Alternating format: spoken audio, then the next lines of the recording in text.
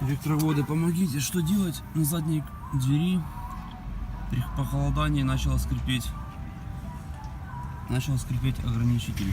Что кто скажет, что можно сделать или смазать чем можно, чтобы перестало скрипеть. Не разбираю, потому что я уже разбирал на передних. Там смазывать, я так понимаю, нельзя.